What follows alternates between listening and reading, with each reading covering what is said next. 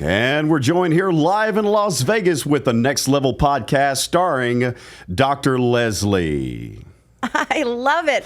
I got a break from introducing myself for the first time. Thank you, Shea, so much for that beautiful introduction. This is not your first time doing this kind of thing, is it? I haven't done as many as you probably think of. I've done a few. Are you a performer? I don't think so with that type of introduction. No, not really. No. I have to do what I got to do, Rocky Balboa. I got to throw a few punches, That's excellent. All right. Yes. Dr. Leslie, here I am. Thank you guys for tuning back in. We've got a really interesting guest, as you could probably tell already. Lots of fun. I've known Shea, gosh, how long? 2 years? It's been a little while. 3? Yeah. I think we met in 2018. You know what? Whenever we talk, we always go through this debate. It's like, was it? I think it was 2018. 18? Was it? No, it was 20. No, this is what. It's not 2019. It's 2020.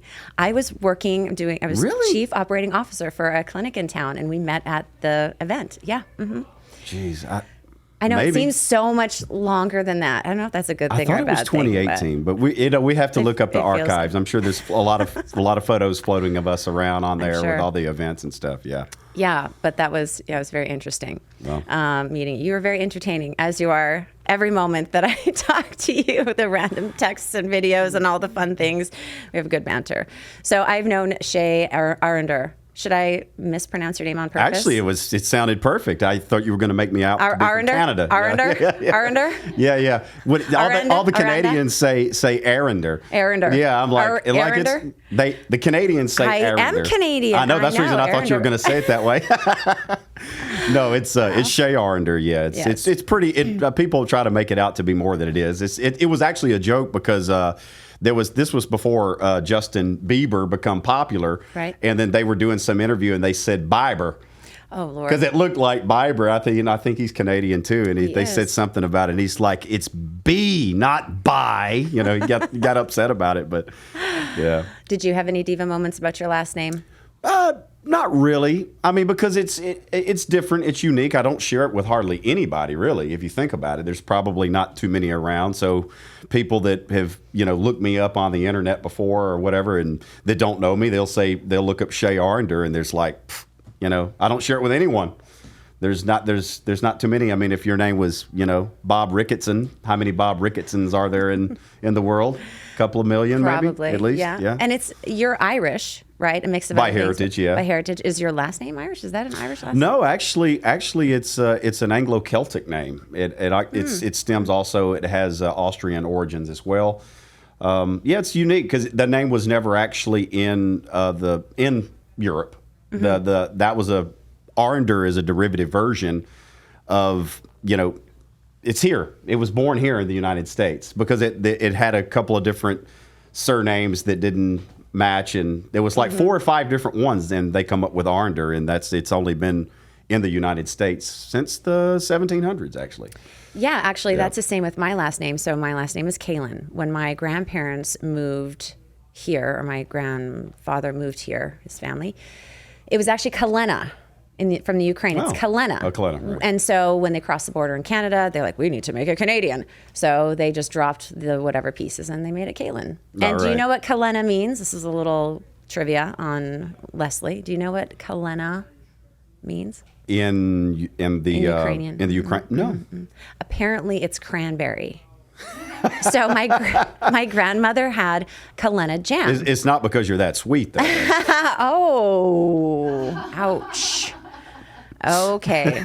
1 point for Shea. I'll get you back. Burn. That's all right. I have my list. Actually, I'm going to make it's so funny though that you're talking about some of the names in the heritage. I think a lot of people in the United States, and this is a subject probably no one ever really talks about, but I think a lot of people put so much emphasis on their background, on their heritage. And I know it at some point it's somebody's cornerstone of identity. You meet people, name, Nico Spirelli, and he says he's Italian. Okay, I get it. But he's born in the United States. His family's been in the United States for probably, I don't know, maybe close to 100 years. He doesn't speak a word of Italian. And I don't know.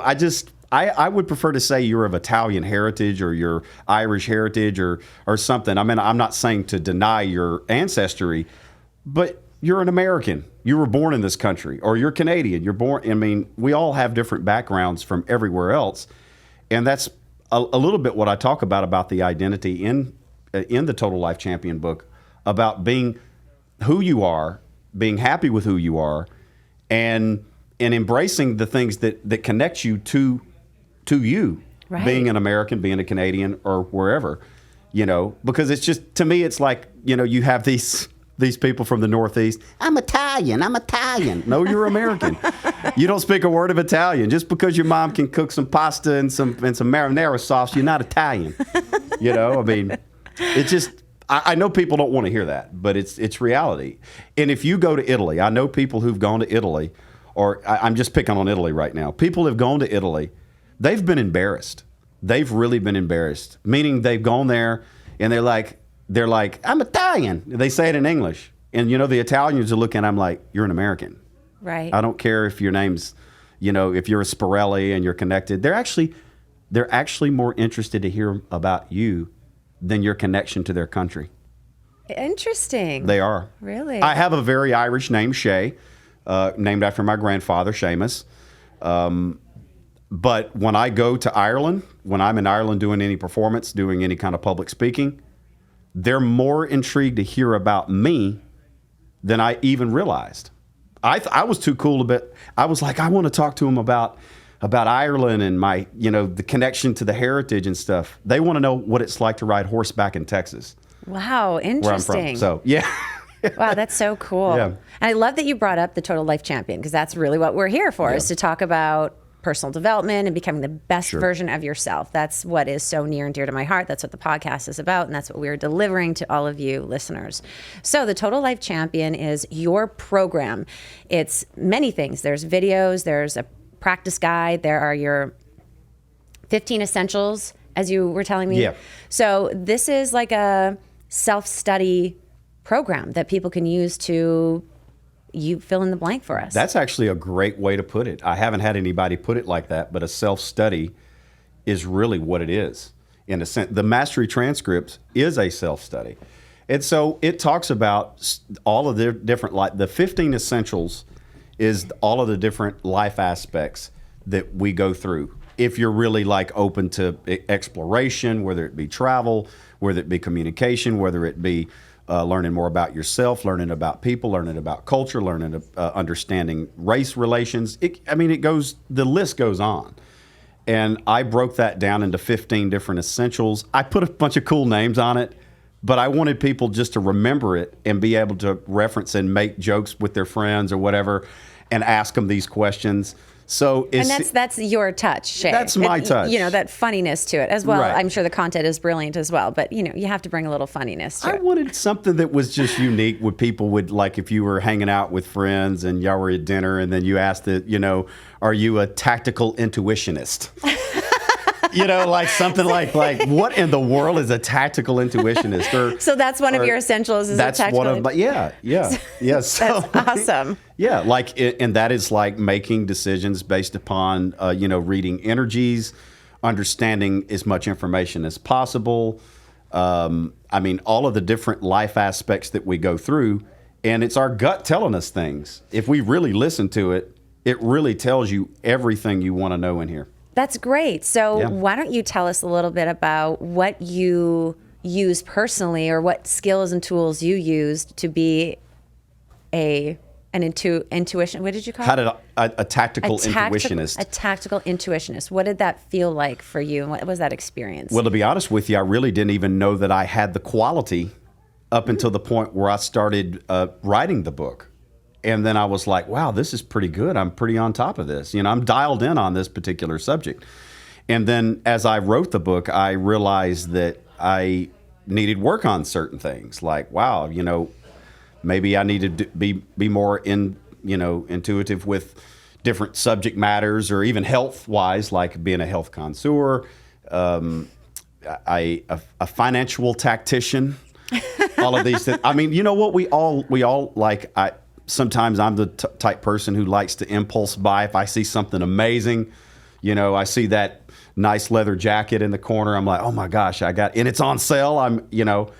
But at the same time, if we live our lives like that every single day, we probably wouldn't even be able to make our mortgage payments, right? For sure. So in this book, it's a self-study, disciplinary thing that if you really understand all 15 essentials, there's not many things in life that you won't be able to at least have some sort of grasp on. And that's what it took a long time to get there. You know? So how did you come up with these? So you said, a couple of them you didn't really realize that you necessarily had. Right. Or you needed to hone in on a little bit more. Right. So what was your process in just coming to these 15, narrowing it down? I wanted to make it where it was an easy read for the everyday person to be able to. I'm not saying everybody can be a total life champion. Maybe somebody don't want to be a total life champion. Mm-hmm. I wanted to be a total life champion because I wanted to be the best version of myself that I could be. Amen. You know what I mean? Yes. Not competing with anyone else. It had a lot of ups and downs. This is not, I'm the Messiah and I know all the answers. It was actually, the book was really created from all the mistakes. Mm-hmm. It really was created from the mistakes and not doing it correctly the first time. Not every one of them, but different versions. I was like, wow, I could have done that better. I could have done that better. And this is not something that you sit and bore yourself and stress yourself out over every day. This is something that you reflect, how would you, almost like you track your progress. Mm-hmm. You reemphasize it. And the mastery transcript go with the life guidebook. So you got the mastery transcripts that open up the door, and then the principal guidebook takes you through it's really as much as I could write in 130 something pages. Like I said, I didn't want this to be a 300-page book where you felt bored, mm-hmm. Or like, oh my gosh, it's just too much. I wanted to break this down because we're going to be having the video courses with this. We're in the very early stages of this, so mm-hmm. they're not created yet. So this is. But I mean, obviously, anybody that wants to know more information about this or to be a part of the email list, they can go to totallifechampion.com. I know we'll get to that later, mm-hmm. but it's good to drop it now. Yeah. Well, just in case somebody is really interested in this, that to improve themselves, I made it very unisex as well, so it's very easy read for a female or a male. It's pretty much anyone that wants to improve. I would say probably 25 and older probably would appreciate it a little bit more. Mm-hmm. I don't think anybody under 25 would have the experience to probably, sure. But mm-hmm. I think anybody over 25 that's a career person, a business person, or aspiring to be mm-hmm. one, I think this could really, really help them with everything, because it talks about ethics, it talks about culture, it talks about understanding yourself, it talks about redirecting energies. So let's talk about the redirecting energies. I want to hear you. I want to hear your perspective on this, because as women, and Lana, who's in the booth there, she's a chick, and we're very energy people. Like women, we have hardcore intuition. I think pick women up on are things. women we're are so much. Yes, we're so much more connected. We need so much more of that in relationships with ourselves. All of those sorts of things. And so to hear you talking about that, I'm just like, holy fuck. There's no way we are not talking about this with a dude. So right. I want to hear, as I'm sure all of the women listening, and guys too, guys take notes, what your experience is with this, what your perspective is of energy and redirecting, and what does that mean to you? Well, okay, so this is broken down into a couple of different segments. But, all right, so you have in a romantic setting, and then you have in a friend setting, and you have in a business setting. Okay. So these things are broken down into different things. So, all right, for example, when you're getting ready for a business meeting, you have your presentation ready. You're ready to communicate with whoever you're wanting to communicate with, and then you sit down, and they're staring at their cell phone the whole meeting. What is the first thing you think at that point? They're not interested, right? They're not interested. Or you start, or I don't know if this. I guess this happens probably more to women than men. But for example, all right, you're there. You have a great idea. You're in a very serious setting, and the man is only staring at your breast, or he's not paying attention to anything going on. Yeah. He can't Eyes up here, buddy. Yeah. Eyes up here. You know, and it might I be. see you not looking at me. Shea, the whole time, my eyes here, not there. And as innocent as it may seem, We're okay, all going to be watching you now. I'm telling on myself. But in all seriousness, okay, let's just say even if you do, you still need to have you have to be able to separate it. Mm-hmm. You have to be able to separate it. If you're really genuine with that person, you have to be able to separate it, even though that you might be really attracted to, you know, him or her or whatever. It's like the intentions is there. You read the intention by the way they're communicating, by the questions that they're asking, by their eye contact, by the usually when somebody's very interested in your conversation, they're wanting to know more and they're wanting to plan more. If you notice that, otherwise they keep deflecting or blocking. They keep they'll say they'll start talking about their kids, or they'll start going sidetrack. Mm-hmm. So I always like to do this when I see somebody in a business setting, and I'm not quite there, and then it may be kind of an ask, but I'm like, if I see that it's not going in that direction, I'm like, look, I know your time is this is what I would say. My time's very limited. Your time's limited. I know you're busy. I'm busy. But if this is not going to go, if we're just going to talk, about this, we're not going to get anywhere, mm-hmm. right? Like, it's like you don't seem to be very engaged with what I'm saying. Right. And I just tell them straight out, Okay. So how do you feel that, or how do you know that? So we talk about intuition, but do you experience that in your body? Do you have like the voice in your head? It's like, that fucker is not paying attention. Is it just something else? How do you experience that energy? This is all right. I'm glad you asked. Okay. Eye contact, body posture. Does he immediately talk over you, or he or she talk over you? Are they constantly checking their cell phones, or whatever? Did I do that right? Was that a good example? Was I talking over you? Yeah, exactly. Well, I mean, it happens, but So these are things that you read, right? Yes. So you read these things in people. You see this, and you're like, wow, okay, they're not really, they're not really interested in this or that, or okay, I mean, I don't know if that was the example you were looking for, but okay, in a romantic setting. Same thing. Okay, a guy asks you out, you're going out here, blah, blah, blah. Usually they kind of lay it, I say they usually lay it out like that, but, it's the little game back and forth. And then after that's over with, then it gets down to real business, right? Like what, Shea? What's real business? Where do you feel the energy of the romantic? Well, I don't pretend. Look. I don't pretend to have any answers in this regard. It's probably my weakest link in my presentation for sure. It's honest and innocent in a way, yeah. Sure, but it's just not my. I do have a question. Yeah. Do you think there's a difference between a man's intuition and a woman's intuition? I think yes. I think so. I think, I look at it like from a perspective that a woman views it different.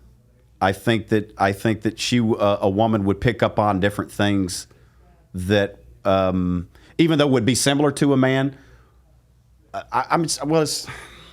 That's a very good question, because I can see a man. You stumped him. I can see a man. Thank you, Lana. You got my back, girl. I like it though. I like it because a man would handle it different, but it would be a very parallel process. And that's exactly what I'm hearing actually when you're speaking, because I'm again doing my chick thing, which is like, okay, I get what you're saying. To me, that is very exterior experience of energy. One way to experience it, it's more of like outside signs. Like I'm in medicine, right? So it's signs and symptoms. So you're assessing with your mind, you're putting things together. It's kind of, you've trained, you know the tells in someone's behavior. Sure. Which of course transfers energy. You pick it up. You're like, oh God, okay, this guy doesn't, care or whatever. With women, we can experience it in a different way, kind of not as analytical as like the necessarily the eyes are not, not making eye contact, or he's on the phone, or he's looking at your boobs, or whatever the thing is. It's almost like a sixth sense, if you will, where we just, am I right, Lana? It's I feel, yeah. You just get a feeling. You just fucking know. We just know sometimes that shit is just not going right, or that this just feels right. Even some of the female guests on my show that I've had, there is just that innate thing. It's got to be some of that motherly instinct, that intuition that we have, just because we have to anticipate when our child is going to like try and commit suicide, falling down the stairs, or preventing them, because kids literally are. They're like kamikazes. They don't know it. They're not trying to kill themselves. They just are hazards to themselves. That's right. So we're constantly trying to like keep our flock alive for the first couple of years. So we can experience that in a just almost like anticipatory gut feeling without necessarily having the outside tells, Oh, absolutely. No, does that make sense? Oh, I think that would be a 100%. good difference in the intuition, or at least the stimulus from which we have our feelings. Because I feel like a lot of females actually have like that gut instinct, like he thinks this and he thinks that, and it's usually right. And men are very much more like, I read the body language. Yes. Like men are more so about like he said, eye contact, body language, and whether they're talking over you. As a woman, we're like, a lot of people talk over us. So we kind of, like we talk over each other. We're like the bitches. Like when we congregate as hens, we're we're just always talking. Setting, so. That's in a social setting. True. And that's the reason why I broke this down into different, 3 different segments. But at the same time, I think you're wanting to touch on a little bit more of that in-depth spiritual energy part, which I totally get it. You can usually think about it. How many times have you ladies seen just somebody walk through the door? It doesn't matter where they're from or what they look like, and you can they walk by you, and you're automatically enlightened. Like, this guy's just, he just how he walks through the door and puts the je ne sais quoi. You just don't know. Yeah. I don't know if my French was right. I'm so out of touch with my French Canadian. My apologies. But yeah, you can just sense or feel like, oh my God. Or vice versa. Somebody's having a bad day. Yeah. They just walk in all grouchy, and they're. So let me ask you, have you ever walked into a room after, just walked into a room and you just felt like, holy shit, something went down in here, like someone just argued, or you could feel like 100%. So that is like the It hovers in the air almost. Yeah, so you do believe in that as a man, because a lot of guys, again, we talked about you're more tactile, you're more outside stimuli, and that's part of your primal need. Sure. You had to survive for however many, however long we've existed as humans to protect. You had to be constantly on alert. Right. So, but you can sense those things. Yes. I mean, I don't think every single guy is maybe in touch with that. But so what is that? What would you explain that? Is spiritual? Is that energy? Is that I'm fucked up and I don't want to talk about it because it's a chick thing? Well, a lot of times the reason why I feel that men can't get to that point to understand that energy is because ego won't let them. So let's talk about the male ego. Yeah, wow. I think that the ego is one of the greatest enemies to a man and his development to become a better person that he wants to be. And I'll tell you why. It's because I was one of those guys that didn't understand it up until the point where I had to evolve to understand it. So, for example, I thought that when I started boxing, semi-professionally as well as amateur, I thought that I had to be the strongest and the meanest guy out there to win, which was completely opposite of everything that really what boxing and strategy and fighting is. It's all in the mind. It's all in the spirit. It's not to actually. It's your energy that you're directing, but you're not trying to hurt this person. You're actually being competitive in an energy sense. So you're not trying to hurt this person. Wow. See, I thought that if I'm the strongest and I'm just ready to kill this guy, that I was going to be the best version of this, which was not even the truth. Also admitting when you're wrong, also being able to admit that you're not good at something. Men tend to be very ego driven, or I'm the what do they say? I'm the wealthiest, the nicest looking, and the best at this. I got the nicest car, and all of this thing. And this is what that I touch on in the book, is that you find what's you find what you're happy with as a man, as a person. I have a Ram truck that I do all of my country driving on, and I also have a Jaguar sports car. Sure. Could I afford a Ferrari? Probably.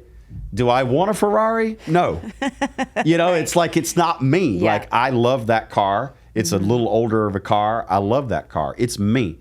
It represents my energy. It represents my style. I love midnight blue. All of my vehicles are midnight blue, except a pink Cadillac. I'm a big Elvis Presley fan, so I have a pink Cadillac. But no, you don't. Do you really? Yeah. Oh my yeah. God. He owned it in 1975, right here in Las Vegas, actually. Wow. And everything. But the point is that I like that car, as well as if you pulled up next to me in a $400,000 Bentley, I'd still choose my car over that one. Yeah. Makes sense? Yeah. Because I found me. That's right. And that's what's important. So I think a lot of times when the ego is like, oh, well, I got to beat my neighbor at this, or I got to do this. And it's really, at the end of the day, no one gives a damn. Right. Absolutely. They really don't care. You actually just hurt yourself and end up having a really, really high car payment. No one really cares. And no one really cares. That's exactly it. And we had talked a little bit before we went on the show about your awakening and the spiritual aspect of the 15 elements, the 15th element or essential that you were talking about. There was no particular order that I wrote them, but I just chose to close with the awakening chapter. And that's so beautiful that you did. I mean, because the awakening, which ties into the ego death, which is oftentimes the phrase that's used in the spiritual communities when people go through a very intensive sort of awakening of themselves and coming into that wholeness and authenticity. Mine was like a fucking shit show, like crazy, the experiences that I had and all the shedding of the hurt and the not self and the conditioning that made me feel like I needed to do things or be a certain way. And holy cow, when you start going through that process and really shedding the layers of the pieces that you thought were you but were making you miserable weren't really you, and then you're like, holy shit, I love myself, I love my life, I get to be me, this is authentic. It's right. The ego dies in that process of coming into who you are and your authentic self, and it is freeing, it's liberating, and it really is. It's an amazing space to be in. So you ending or closing with that 15th essential it's the end, but it's the actually beginning. It's actually the beginning. It's the beginning. That's the beginning. The coolest. That's the reason I saved it for the last. Yeah, I saved it for the last. Well, it's so funny because I had met a few people. I mean, Vegas is a very interesting place. It's just got people from all over the world of all. Really, it is. I mean, you meet the most interesting people. You don't know if they're telling the truth or not half the time because people don't know how to use Google around here. So you don't really know who they are, and then or they want to make sure you know who they are, and then they like really flex their muscles. Yes. I laugh at that sort of thing. I actually heard somebody giving a whole just bullshit story on this thing, just like blah, blah, blah, blah, blah, blah. And then after I found out who he really was, he lied when the truth would have been better. I would have preferred to hear his real story of who he really was rather than the one he created. Exactly. No way. Yeah. Oh, that's so funny. And it's strange, right? Like, I was like, wow, this guy said he did this and this, and he created this, and he just going on, man. He's just flexing every muscle he's got because girls were around and he wanted to impress them. Oh, God. And then when I really found out that he struggled, he had kind of a halfway of an alcohol problem that he tried to cover up. He had a horrible relationship with one of his kids. What else? There was a couple of different things. And then how we repositioned it. And I found out that through a really close mutual friend of ours. And I'm like, he lied when the truth would have been better. And I would have rather heard that of how he had these struggles, repositioned his life, and actually put it back on track rather than like, I got the biggest muscle in town, guys. Your respect for the person goes way up. I mean, I'm the same way too. I like to keep people around me who are honest and real, Right. and they've gone through shit. Like the people who've gone through like real shit, they are the most interesting, and oftentimes We all have though, right? Yeah, but there's one thing to have gone through shit, and it's another to then own that, Right. and to use it to make yourself better. Because there are people, and I've known them in my past, who have just fucked up and fucked up and fucked up and fucked up and fucked up over and over and over. You get it? Should I say fucked up and fucked up? And I'm right here, Leslie. You don't have to talk about me right now. And they don't make the change, but also the worst part about it isn't that they change. I have so much compassion and sadness that they don't, but they try and like they cover it up, or they don't own it. And there's so much, again, being authentic and living an authentic life, you have to come to terms with your shit. Yeah. And like owning that, and that is the hardest thing in the consulting, the lifestyle consulting that I do. People come to me because they want to fix themselves, but some people, it's very hard to face the truth of what they've done, the choices they made, who they are, the hurts. You're opening the bag and pulling all that stuff out. It's very difficult. So people want to just Band-Aid it and make it look, put a little bow. What's that saying? You can put a lipstick on a pig, but it's still a pig. Right. It's the same thing with our baggage. We need to own it and be honest. People love the underdog. They love the triumphant story. I mean, that is inspiring. And you kind of said that, the lie, it's like, oh, okay, it's actually repulsive. And maybe part of that is the energy too. Yeah. Like you can smell it almost. You can sense that. You knew that he was exaggerating everything. Thick. He's laying it on thick. Yeah. You knew immediately that he was doing that. Right. And it's just like, and it's so many people that I've seen do that. And I don't think I was ever 100% that guy. I think I was more like wanting to prove myself. I was new to town. I'm running the orchestra here in Las Vegas. I'm dealing with international sponsors. I'm dealing with, really big money people, and I'm dealing with, and I'm also dealing with musicians, that sleep till noon. So, there's a hybrid between everything going on. So I had a lot of experience dealing with this, being originally from the South, living out west for as long as I have, international travel. I've been to 36 countries worldwide. I've had a really nice ride to understand and put everything in together, and that was what inspired me to do this Total Life Champion. Is because that I wanted to be able to take any life aspect that I've experienced, which I've experienced quite a bit, and put it into words where somebody would be able to discover a little bit more about themselves and how to reposition wherever it may be. And the principles in it, describe the different stories and situations. Like I have something like, you see this a lot quite often, which I don't think they really, like even how to deal with a death. Like some people, like I lost both my parents. I've seen like 10 people take their last breath on earth. My parents had me kind of late in life, and people, I think, that lose a dog or lose a sibling or something like that. And then I was like, I just want to make just a list of 20 different things that you can do to help you get over a death. And it's no time limit. It's just something to reread and to reemphasize. Mm-hmm. It's an easy read. So you can, in the Total Life Principle book, because there's two. There's the Mastery Transcripts and the Principle book. You can actually find that. And if you want to like people that are not really good with time management, we talk about time management, about understanding your time, understanding who you're spending your free time with, how you're handling your business hours, how you handling your personal hours. That's great. Are you using excuses? Are you using excuses? Are you using your children as excuses that you can't accomplish goals and stuff like that? I mean, there's so many different ways. Look, I know, actually, he's here locally. He's a life coach here in town. His name's Scott Boland. His wife, Belinda, lovely couple. They got 6 kids. They can make it on time to anything. So anytime somebody starts saying they can't accomplish that, I'm like, you know what? Bullshit. He's good. They're good. They have all their kids you know, I mean, some of them are grown and some of them are little, but they manage their time.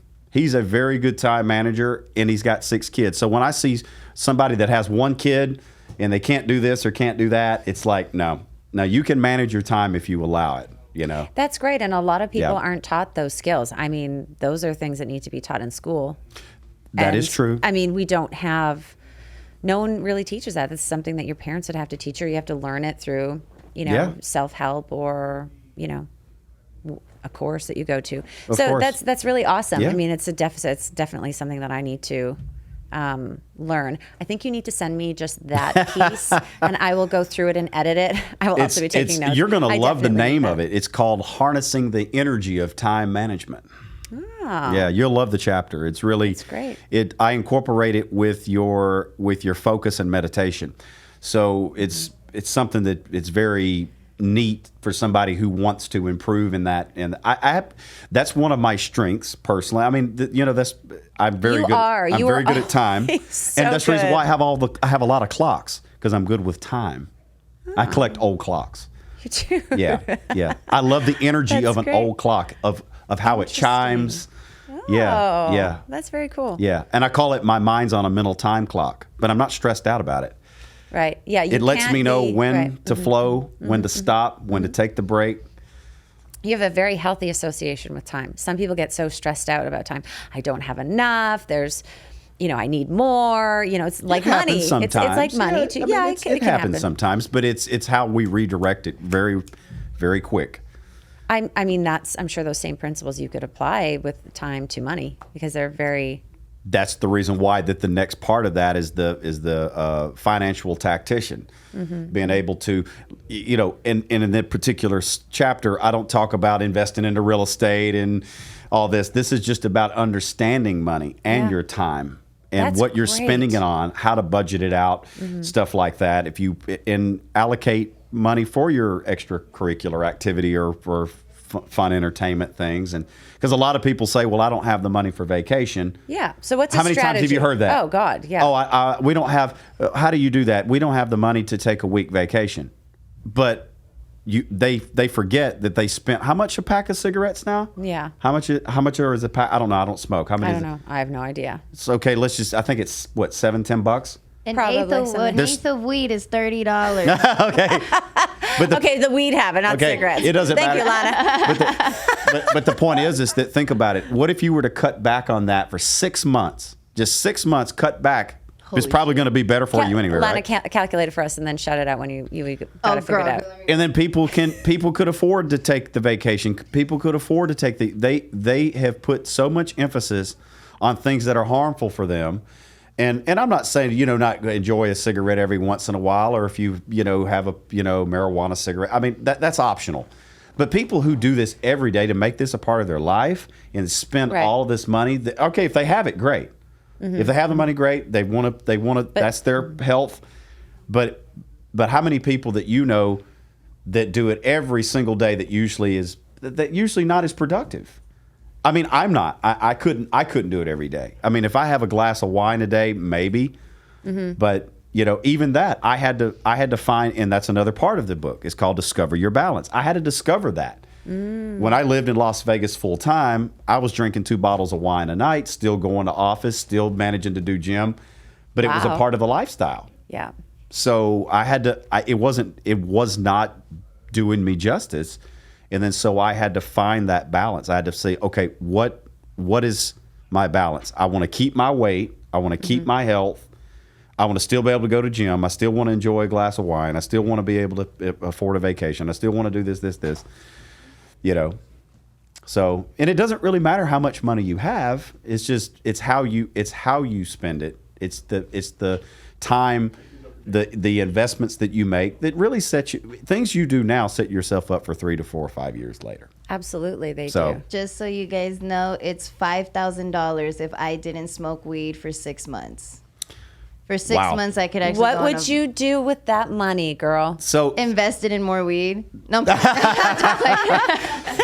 it would be somebody's balance. So that's the whole point. If you can handle that, that's a lot of money. If you can still, I just wanted to make, to touch on that, because some people, the everyday person that lives and works, they will say they can't afford it, but it could be buying Coca-Colas. People that drink 6 Cokes a day, and I mean, there's just you keep adding these things up, these bad habits that's not really bringing them much. So what would you recommend then for someone who wants to be better with their finances? So you said, they need to sit down and go through a list. Like, let's break it down. Like, let's dumb it down. We want a practical, first step. How do I, Shea, even start to figure out what I need to cut out, or, embark on this mission of having more money to play with? Sure. Well, it all has to do with priority.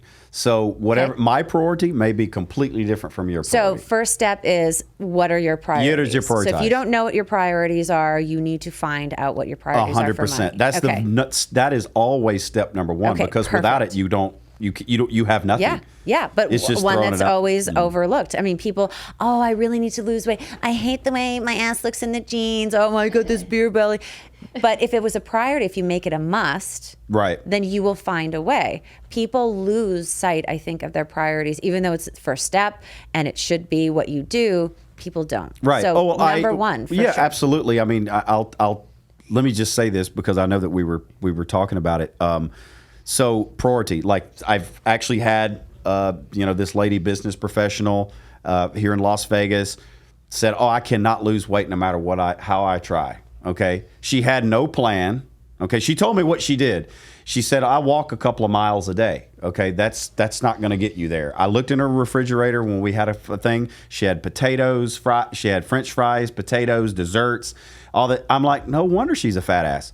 This is, did you say that to her? I didn't, but I mean, I'm thinking to myself is because she really doesn't have the will.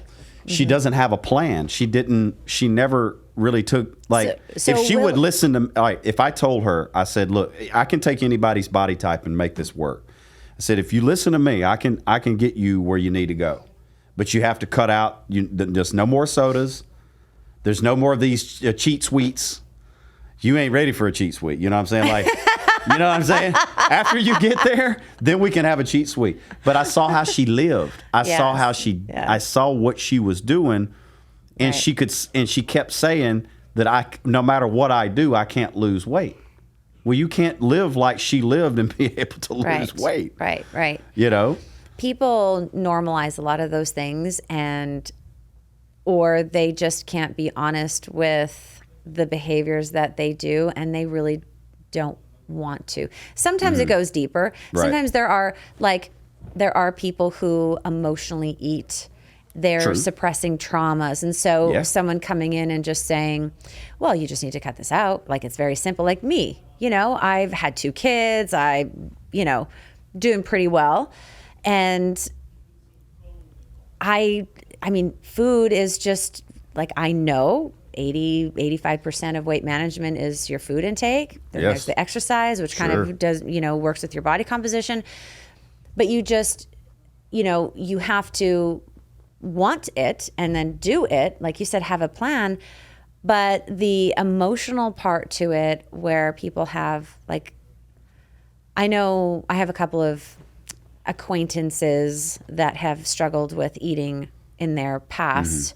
And unfortunately, traumas can really, especially when it's child abuse related or something like that, can really, fuck someone up to the point where they just can't. Again, like we talked about in the very beginning of the show, when you start opening that Pandora's box or that bag of shit that we have, it's scary and we don't want to go there. We're just going to close up. We're just going to eat it. We're just going to eat through, get the endorphin rush. And I don't want to fucking even, this bag exists, but it's not going to. So, some people just don't want to. They say they want to, but it takes more, much, much more. It's below the surface to open up. I have a question regarding I guess the bad habits and eating. I guess I'll use eating as an example, but say if you're trying to change and you're trying to better yourself and you're using your priorities and you're saying prioritize what's important, what if like say like, oh, every Friday I go out to a new fancy restaurant, that's like my thing. What if you're prioritizing your bad habits? How do you like per se, like what would you recommend for people to be like,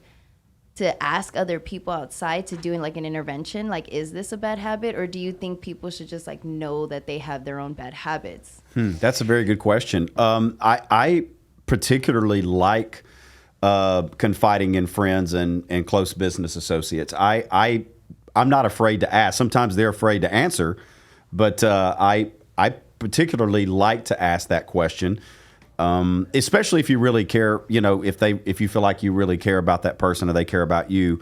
I have a handful of people that I would ask that question. So to answer, in my opinion on that, I think that if you're doing right 6 out of the 7 days and you want to treat yourself to a Friday dinner, I don't see anything wrong with it after you've made the progress. And that's what I was saying. After you've made that progress, that's your reward. Because that makes a lot of sense. We don't want to take away something so awesome as food, right? Like I love to eat. But I know what I can and can't do. Like if I want to maintain, you know, my walking weight of 185, 190 pounds, that's my walking weight. And I'm 5'11". That's my walking weight. That's what I'm comfortable with. I can get down to 170 and I look really skinny in my opinion, but this is only somebody that you can only evaluate yourself in that regard. So to answer her question, I think that after you've made the progress and that's your thing anyway, that is your reward. Yeah. That is something that you like, wow, you know, we have an amazing, you know, Italian dinner tonight. We're going to go on the strip and have that's versus you not doing it. And then you're eating horrible all week and then you do it. And then it's like, wow. So after you've made the progress, I think, boom, you're on. And I also want to just touch on the language too, Lana, like a bad habit. I don't like to try not to categorize things as good or bad, right? I mean, there are things that may not be as productive in getting us towards our goal, things that may hold us back.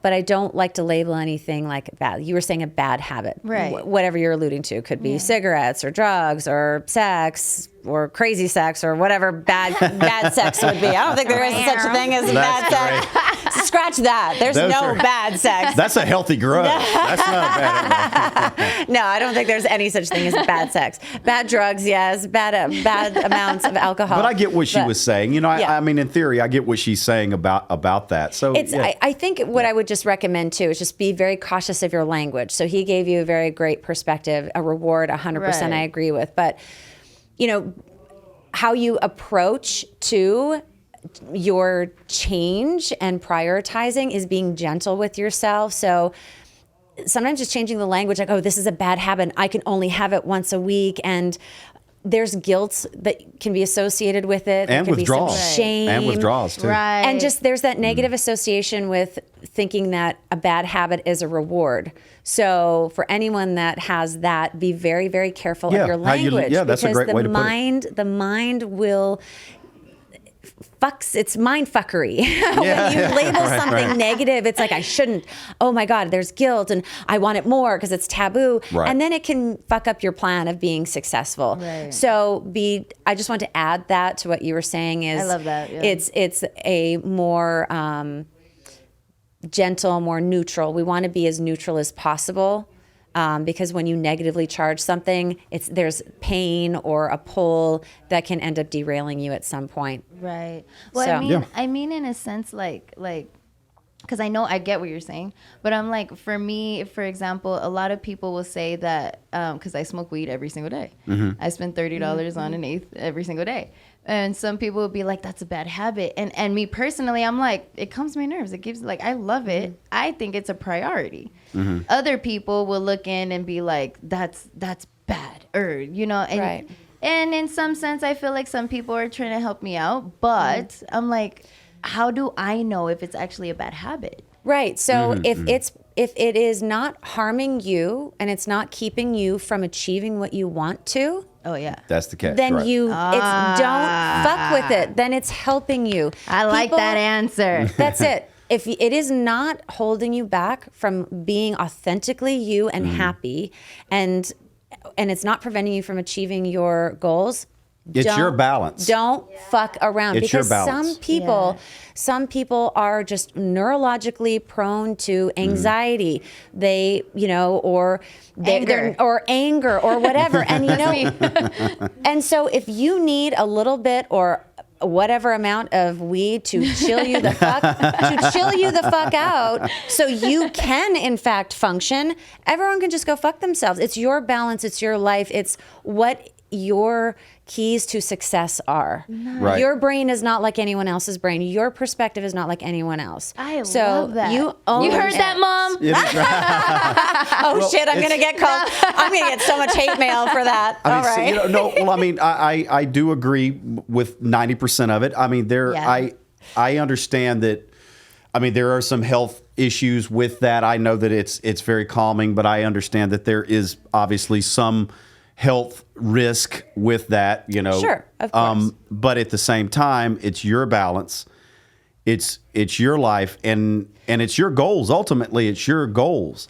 So I can't choose them for you. She can't choose them for you. But it's your goals. But here's also the thing. So this is the counter. Yes, I know it might sound like I'm encouraging a very, very bad habit or a health problem. Here's the thing that I've seen many, many, many times in my 12, 13 years as in the medical field and a coaching doctor. and all of the things, is that when you're forcing someone to stop doing something that has a positive benefit for them right now. So if it is helping you overcome or get to where you need to go, then we can't poo-poo. It may not be ideal, but in the transformation, if it truly, now this is where you have to be honest with yourself. If it's truly serving you and you're making your way to your goal, as you evolve and get to your goal, you will change and grow too. There might be a point in your life where you are all of a sudden say, I don't need to smoke this much weed anymore. Oh, I feel it. Yeah. Shit happens all the time when you're focused on your evolution and you really are focused on what does Lana want? What the fuck do I want? Where am I going? If I need this for now to get through or whatever, we're always growing and changing. Right. I did the same thing with 2 bottles of wine a night. Right. I did the same thing. I had it wasn't really affecting me. I don't know, maybe health-wise, maybe it was, but like I couldn't keep my weight the way I wanted. I couldn't achieve my fitness goals the way I wanted, and it just made me kind of, less creative. Yeah. I knew at that point that I'm like, all right, I have to reposition this, discover my new balance. Mm-hmm. Now a bottle of wine lasts me 3 days. Nice. But that's my new balance. And it doesn't make the two bottles a night wrong necessarily. Right. But I can't be the best version of myself doing that. That's the reason why that I changed it, because I enjoy now, like going out playing golf with the boys or going to the batting cages and stuff like that. I love my new fitness goals about, hiking up, Red Rock Mountain and picking a new trail to go to. I couldn't do that as effective drinking 2 bottles of wine a night and immersing myself in chips and salsa. That was for my vices. Chips and salsa and red wine. I know they don't go together. Oh my God. But that was my problem, and I couldn't reach what I needed to Sounds like reach. a heartache. Yeah. I know. Mine's shake and bake and red wine. I don't know why. Ooh. Every time I want shake and bake, I want to drink red wine. It's the craziest thing. It's about discovering your balance. Yeah. So your health and fitness is all a part of this as well. That's right. Yeah. This is your balance right now. It may not be optimal for your body, but it's where you're at.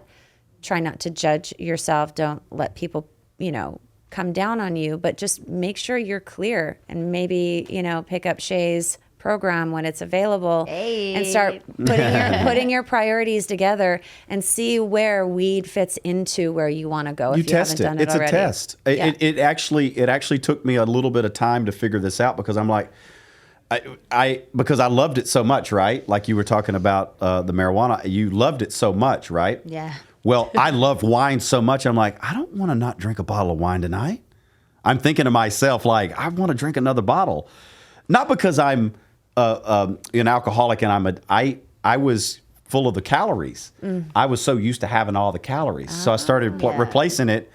Every time that I thought about drinking another glass, I grabbed an apple because it has the carb, sugar. the carbs and the natural sugars. I love So it. I started repositioning and sort of being able to know where I fit and where I stand with this.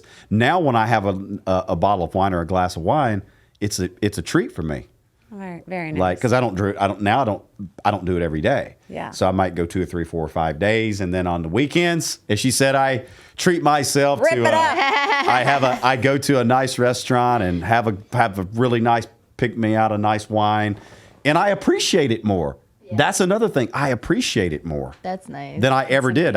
It's really amazing how looking at yourself and discovering your balance, how well that you can develop. And how well you can evolve. That's amazing. Yeah. Wow. This was great. This is an amazing session. Thank you so much, Shea, for being on the podcast today. See, you were stressed out about an hour. We got you kicking out all the information. Me tender, love me sweet. Yeah. All right. Thank you all so much. Thank you again, Shea, for being here. And Lana, you are the best. It was so great having you and the chatter in the background. Until next time, everyone.